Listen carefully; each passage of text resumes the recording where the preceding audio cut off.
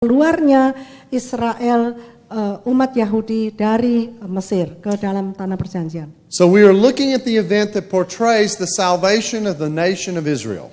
Jadi apa yang kita lihat di situ adalah gambaran mengenai penyelamatan bangsa Israel. And what's really interesting about what Jesus does here Dan apa yang sangat menarik dari apa yang dilakukan Yesus di sini is that he takes this meal which we think had 4 parts to it in the first century.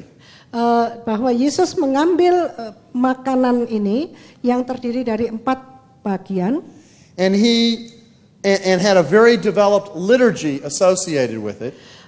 Dan apa yang dilakukan itu sesuai dengan satu liturgi yang sudah mentradisi dan dikembangkan. And he totally changes what it celebrates. Lalu Yesus mengubah secara total tradisi yang berlaku sampai pada abad pertama itu. Now it's one thing to develop liturgy that enhances the event that you're referring to. Memang di satu sisi liturgi itu menekankan atau menegaskan peristiwa yang diperingati dengan liturgi itu. Let's remember the Exodus in this additional way. Mari kita menggambarkan peristiwa keluaran itu secara tradisional. But it is a completely different thing. Yang sesuatu yang sangat berbeda. To take a liturgy that is about one event. Untuk dengan suatu liturgi yang mengenai peristiwa itu. To turn around and now say we're going to make it about a completely different event. Lalu liturgi itu yang sudah mentradisi kita ubah, kita katakan sekarang mau kita buat sesuatu yang mengenai sesuatu peristiwa yang lain. Who has the right to do that? Siapa yang punya kuasa dan hak dan wewenang untuk berbuat seperti itu? Who has the authority to take a key national right of Israel? Siapa yang mempunyai wewenang untuk mengambil satu unsur kunci dari ritus Israel and totally transform it into something referring to something else? Lalu mengubahnya sehingga mengubah secara total peristiwa itu dengan mengacu kepada suatu peristiwa lain. That's a good question. Nah, itulah pertanyaan yang baik. Not only that, our time is up. Dan bukan hanya itu, they said our time is up.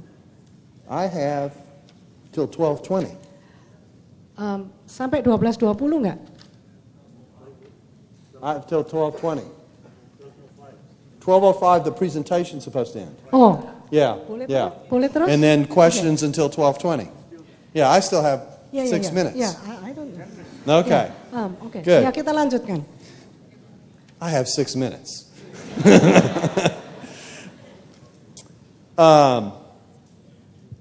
Not only does he change the liturgy, Yesus bukan hanya mengubah liturginya, but he also does it and refers it to his own death. Tetapi Yesus memakainya untuk merujuk kepada kematiannya sendiri. Now watch this. Perhatikan ini. Who has the right to change liturgy? Siapa yang punya hak atau wewenang untuk mengubah liturgi and connect what is happening to himself, lalu mengaitkan apa yang sedang terjadi yang diperingati itu dengan dirinya sendiri, to the original salvation event of what happened to Israel? Lalu menghubungkannya dengan keselamatan atau penyelamatan yang pertama dari bangsa Israel itu. That is a good question. Itulah pertanyaan yang baik. And so this last event is also about authority. Maka peristiwa yang terakhir ini juga mengenai otoritas. The right to change how the nation worships, yaitu hak untuk mengubah apa yang disembah, mengubah ibadah dari bangsa itu. In light of a new event that God is performing through Jesus. Berdasarkan suatu peristiwa baru yang sedang Allah laksanakan di dalam Yesus. If I had more time, I would develop in detail the sacrificial overtones of Jesus' language. Kalau saya ada lebih banyak waktu, saya akan membahas mengenai nuansa-nuansa dari bahasa yang diucapkan oleh Yesus. When he speaks of the bread and the cup offered for many. Waktu Yesus berbicara tentang roti dan cawan itu yang diberikan kepada banyak orang, he is alluding to the suffering language of Isaiah 53. Yesus sedang mengacu kepada bahasa dari Yesaya 53. And when he speaks of the covenant or the new covenant being inaugurated in his blood, Waktu Yesus berbicara tentang perjanjian yang baru yang diteguhkan di atas darahnya, he could not be saying any more clearly, the new era comes with me. Itu menyatakan dengan sejelas-jelasnya dan tidak bisa lebih jelas lagi bahwa suatu era yang baru sedang datang dan dibawa oleh Yesus. And so what we see Maka apa yang kita lihat is that Jesus is more than a prophet. bahwa Yesus adalah lebih dari seorang nabi. And he shows it. Dan Yesus menunjukkan itu. He doesn't just say it. Yesus bukan hanya mengatakan itu. Now this event is a little different than most of the events we've talked about today. Dan peristiwa ini agak berbeda dengan peristiwa-peristiwa lain yang kita bicarakan tadi. This was a private event. It did not take place in public. Perjamuan malam itu lebih pribadi sifatnya dan tidak publik. This is something Jesus is doing just for his disciples. Ini sesuatu yang Yesus lakukan hanya dengan 12 muridnya. But he is alerting them. Karena Yesus sedang mengindikasikan kepada mereka The new era of salvation comes with him. Bahwa era keselamatan yang baru itu sedang datang bersama dengan Yesus. The new era of salvation involves his own death. Bahwa era keselamatan yang baru itu melibatkan kematian Yesus sendiri. And the new era of salvation will be the beginning of the new covenant. Dan era keselamatan yang baru itu akan menjadi awal dari perjanjian yang baru. And any Jew who knew about the new covenant Dan setiap orang Yahudi yang tahu mengenai perjanjian yang baru itu knew that the new covenant talked about an internalization of being able to follow God. Tahu apa yang dikatakan di dalam kitab nabi-nabi bahwa hukum Tuhan itu akan ada di dalam hati tiap-tiap orang. And the offer of the forgiveness of sins. Dan ada pengampunan dosa yang ditawarkan.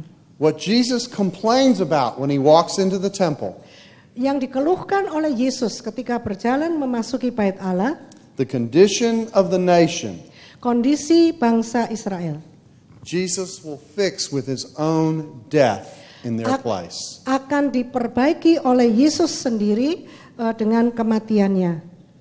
Jesus is more than a prophet. Yesus lebih dari seorang nabi. He's not a Gnostic. Dia bukan seorang gnostik. I am done. Saya sudah selesai. It's time for some Coca-Cola.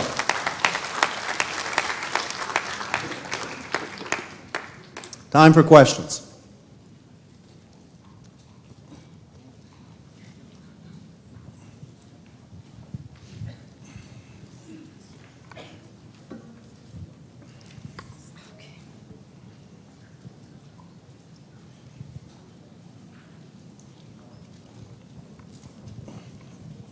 Jadi kita beri kesempatan salah seorang pengarah kita ada di sini. I feel like I'm seeing votes collected in an election. Pak Anwar Chen akan memberi pertama. Thank you very much for your very stimulating lectures. I still enjoyed it. To the last drop, I believe. Well, it's interesting you talk about the symbolic entrance into Jerusalem related to the prophecy of Zechariah. I wonder more about the details, really, because some of the historical questions could be asked about that. For instance, to ask a very simple question. In fact, some people, some children in Sunday schools would ask this actually. How many donkeys actually Jesus? Because there are different accounts on this. Yes. And I believe some scholars even would think that it is a sign of rewriting history in the light of the prophecy. Because I think in Matthew maybe the form is plural. That's right. So that is a question actually. It's related very much to the questions of historical Jesus? How Yes, and historical actually the account is? it's a good question, and I think it's a Yeah. great example of where the Gospels are very, very rhetorical, and Matthew has a tendency to be very clear about the way in which prophecy is being realized by what Jesus does. If you remember in the infancy materials, he tends to highlight this was done in order that such and such might be fulfilled. And I think what we're getting is Matthew telling us, Jesus obviously only rode one animal at a time. Okay? As you said, even a child would ask this kind of a question. But I think the language is, and the question that it raises is, when Jesus was doing this, did he come in with a donkey and then another donkey tied to the first donkey as he came in so that there were two present, even though he was only on one? It's quite conceivable. And then the question becomes, well, why didn't the other gospel writers mention it? Well, the other gospel writers perhaps didn't mention it because they didn't entirely realize the significance of what it was that Jesus had done until after everything had taken place. This leaves a gospel writer kind of in a dilemma, if you will, about what he chooses to describe. Can I choose to describe the event kind of as we experienced it while it was happening? Or do I describe the event in such a way that I tell you everything that I have now come to realize was happening while it was happening? Okay? I have a choice. And I think that what you get in the gospel writers is that some gospel writers are talking about what's happening in terms of how they experienced it at the time. They didn't realize all the symbolism that Jesus was invoking as he was coming in. And in fact, John's gospel alludes to this directly in relationship to this passage. But then on the other hand, other writers make the choice of, no, I'm going to make clear everything that Jesus was intending by doing this, even though some of it we didn't realize at the time. And that includes describing it in such a way that the connection to the prophetic text is crystal clear. So that's what I think is going on with this particular example. Itu tadi semua untuk yang mengerti bahasa Inggris aja. I said what you just said and what he asked is only for those who understand it.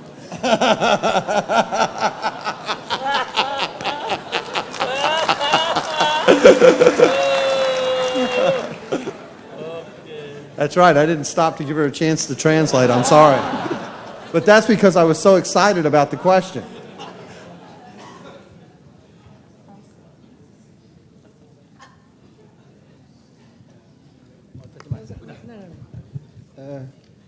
Saya ingin menanyakan berkaitan dengan historical Jesus, berkaitan dengan tahun 2007, mendekat Paskah, gereja digemparkan dengan seorang tokoh yang menulis di Kompas yang mengatakan bahwa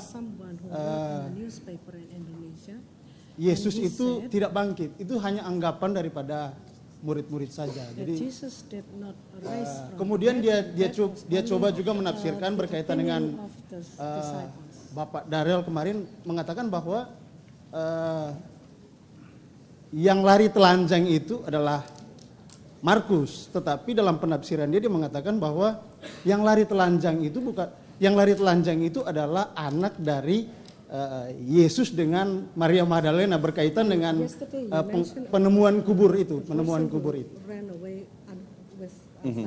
Jadi bagaimana tanggapan Bapak terhadap hal ini, dan kemudian yang kedua berkaitan dengan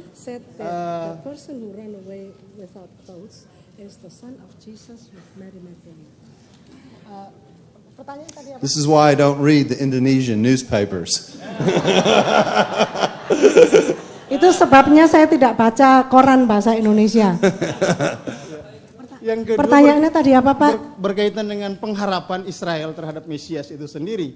Karena di dalam tulisan Musa itu sendiri tidak ada berkaitan dengan pengharapan terhadap Mesias. Yang muncul yang saya lihat itu ada di Mazmur pasal 2. Dan kemudian banyak yang beranggapan bahwa muncul pengharapan Mesias itu ketika bangsa Israel di dalam pembuangan.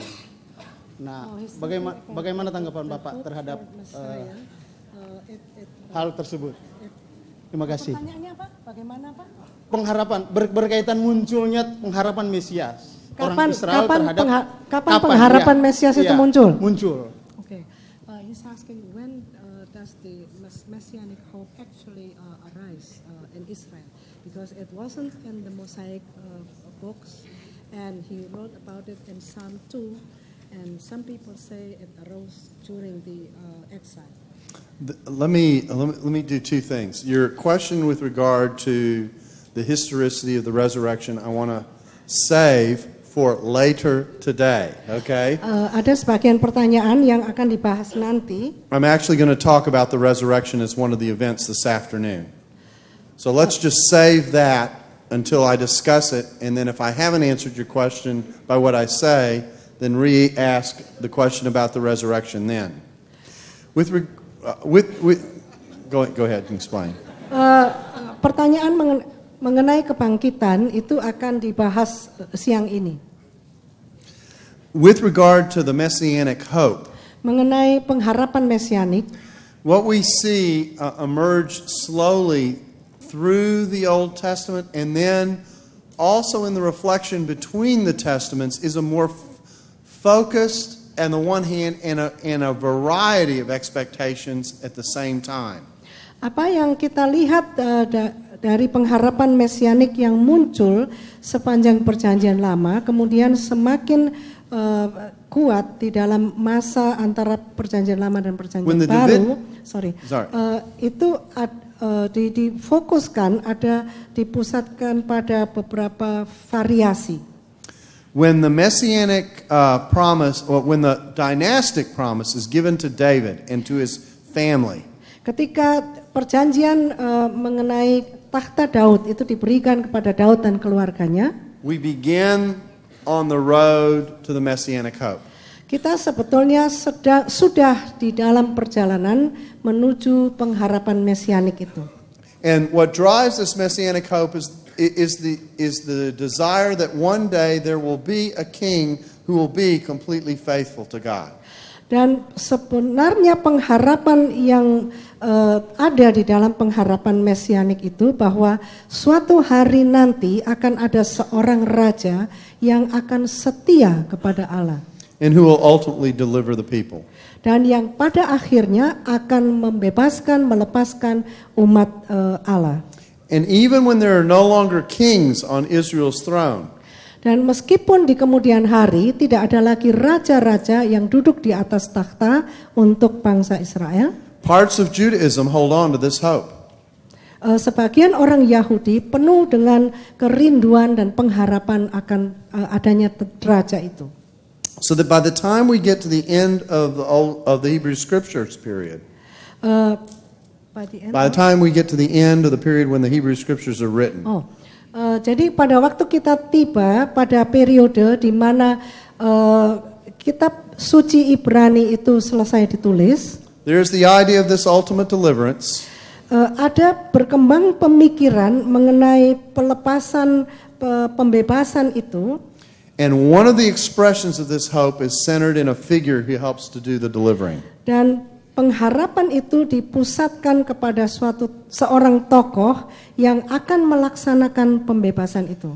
Now, in fact, by the time we come to Jesus's life, faktanya adalah pada saat kita masuk ke dalam masa kehidupan Yesus, Judaism doesn't have a singular messianic hope.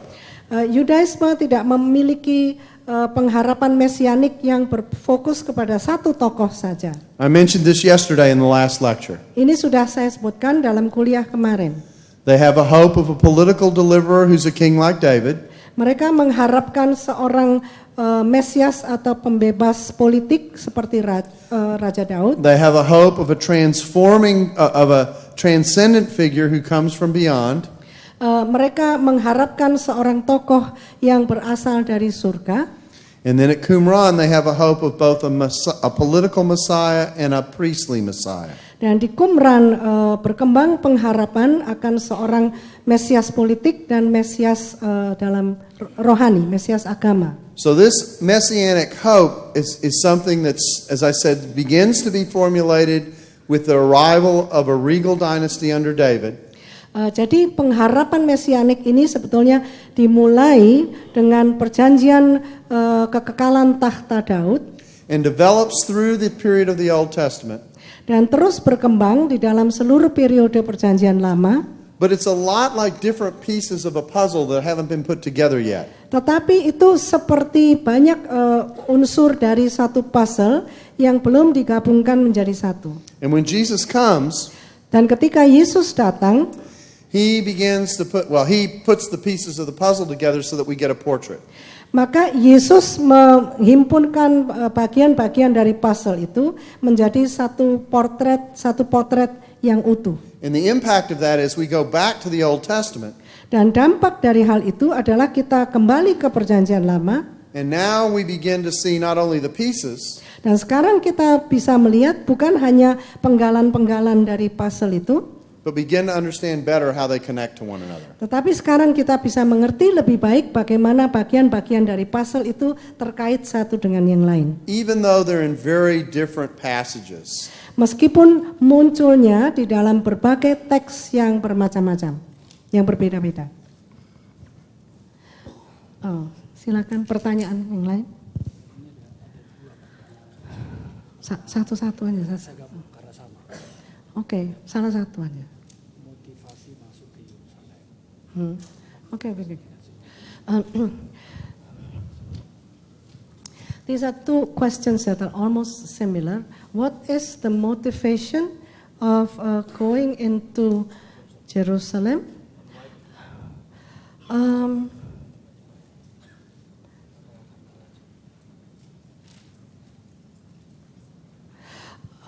The people that put all those palm leaves there, is that action something normal, or is it specifically to welcome or to receive a king?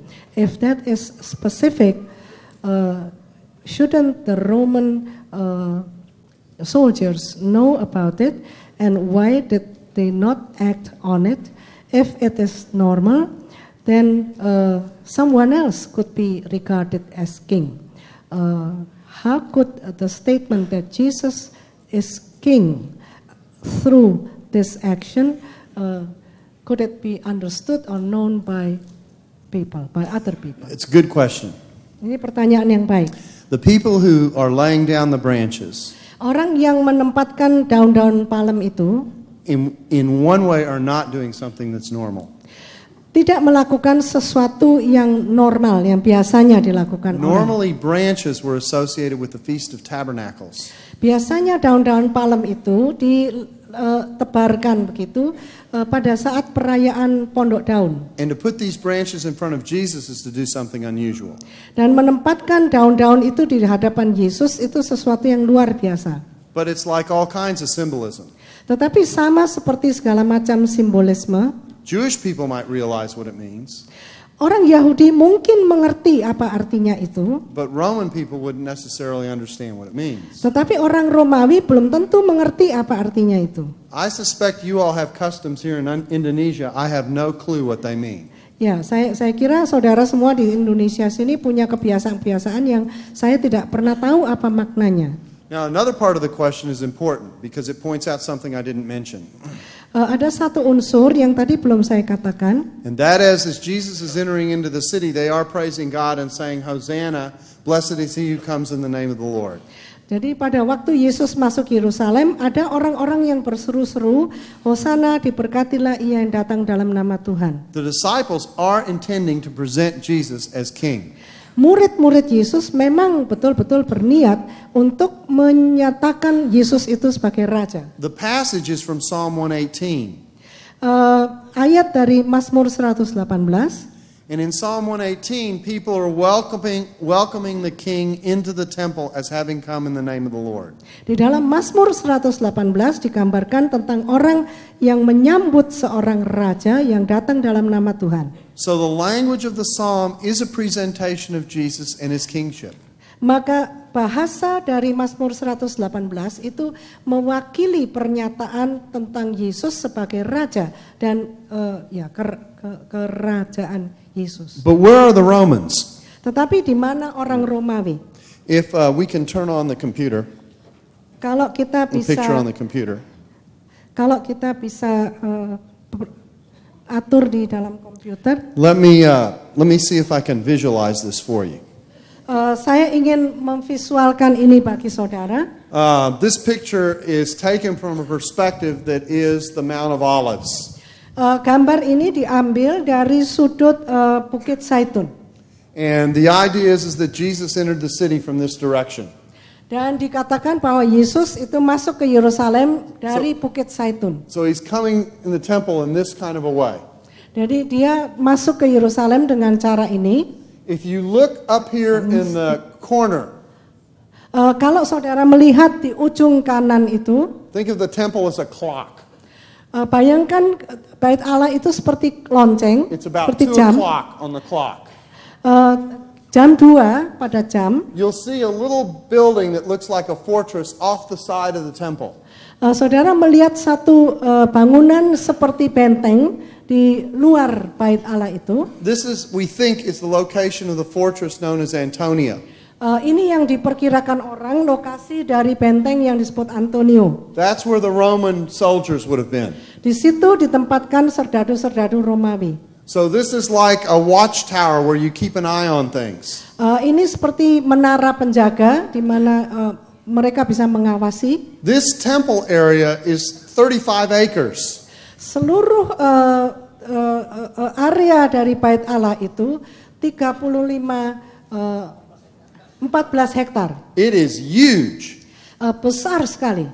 So they would see thousands of people streaming in. Mereka melihat ribuan orang masuk. They might see the leaves being, the palm branches being put in front of the horse in case of Jesus. Mereka melihat daun-daun itu Okay. ditempatkan di jalan yang akan dilewati oleh Yesus. But there is no indication all the way over here that they could be hearing anything that's going on over here. Tetapi pasti mereka tidak bisa mendengar apa yang diteriakkan di sebelah sini. Other than the noise of the entire group of people who are coming in to the temple area either through this way or flocking in this way to come in the normal way you came into the temple, which is through this area over here. So the movement's going to be from here over to over here. Jadi mereka tidak bisa mendengar suara yang lain selain dari suara ribuan orang itu yang sedang bergerak untuk masuk ke Bait Allah melalui jalan yang di sebelah kiri. Actually moving away from where all the Roman soldiers are gathered. Jadi mereka itu sebetulnya bergerak di arah yang berlawanan dari tempat para penjaga Romawi itu. Now there's another important detail. Lalu ada detail yang lain yang penting. And that is that generally speaking, the Roman soldiers tried to stay out of things unless it was absolutely necessary they be there. Jadi mereka berusaha untuk tidak campur tangan dengan hal-hal yang menyangkut tradisi Yahudi. This was a sacred festival time. Karena ini upacara perayaan suci. And the Jews had beliefs about clean and unclean people. Dan orang Yahudi itu sangat memperhatikan orang-orang yang tahir dan orang-orang yang tidak, yang najis.